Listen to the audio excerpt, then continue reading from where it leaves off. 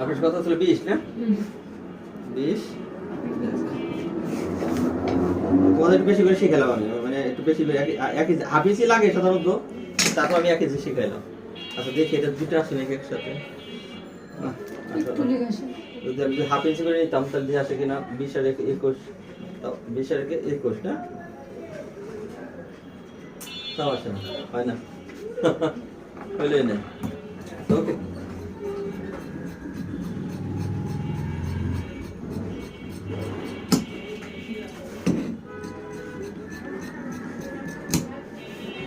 এবার কথা ক্লিয়ার।